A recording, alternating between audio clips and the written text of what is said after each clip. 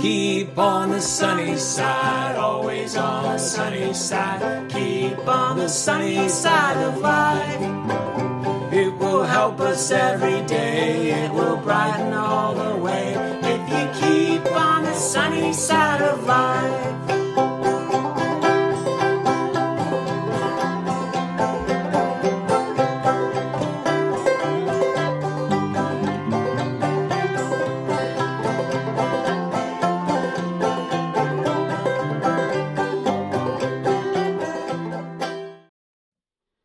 Hi there. I hope you're having a great week. My name is Joe Martin. I'm pastor at First Baptist Church in Toledo, Washington.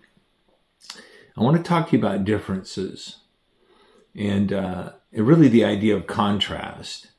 You know, how you and I having difference can be a strength. This is especially true in a congregation. You know, it's a sign of maturity when you can handle this. And it is a sign of immaturity when you think everyone needs to be like you or to think like you or to act like you or to perceive everything just like you. To agree with you, to dress like you. Think about middle school. That's really a indicator of being a, middle school person. Faddish. It's also wanting everybody to be just like you is also a symptom of instability, because you get all worked up and upset when you have to listen to different perspectives. And sometimes that means that you're really insecure because you're not very sure about your own ideas. And so you don't want to listen to anybody else because you're afraid you're too shaky. I think that it's important to think about an idea that in creation, in the world that God made, it is contrast that invokes our ideas about beauty, about awe.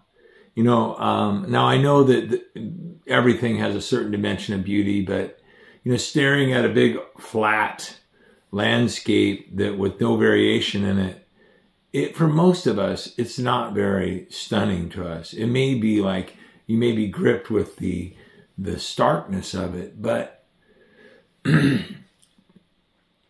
changeless kind of singular landscape for most of us doesn't grab us. But think about what we make parks out of. The Grand Canyon.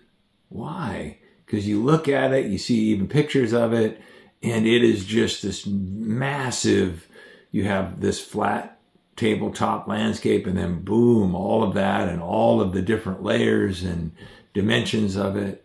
Or how about the Grand Tetons? You have this flat area, and then you see those great peaks coming up.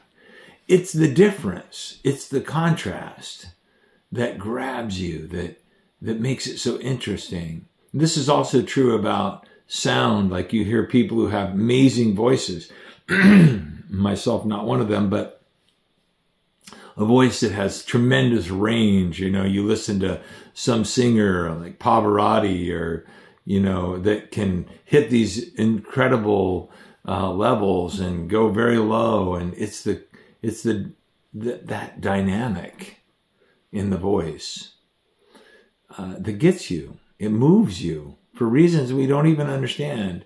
This is true with so many other things. I was talking to someone the other day. We were talking about flowers and the intricate details and the variation or color in the flower itself between the interior part of the flower and the rest of it. Or sunsets. We don't really pull out our phone and take a picture of some monotone, sunset. We grab that stunning sunset that with all the reds and the bursting flame of purples and pinks and saffrons. It is the contrast, and in that difference that grabs us. Your church TFBC or wherever you may go to church is really no different. It is the variation and the difference that really gives the strength and beauty to the body. I mean, Paul talked about the body in this way. For even as the body is one and yet has many members, and all the members of the body, though they are many, are one body, so also is Christ. This is why when you are a part of our church, or a local church, this is why you come with your own story. It's different.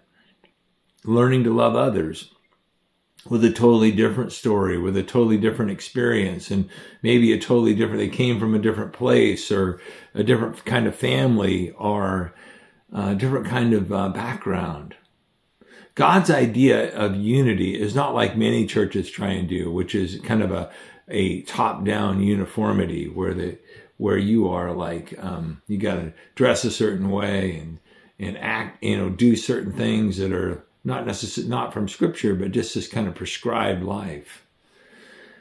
And this is why Jesus staked our reputation as his followers on obeying one command. He said, "A new commandment I give to you, that you love one another as I have loved you, that you also love one another." This is in John 13:34. "By this all men will know you are my disciples, if you have love one for another." Now, I've often said this is how all men know you are my disciples. It's also how all men will know you're not his disciples. So what are you doing? Well, what are we doing when we gather, when we become a local church?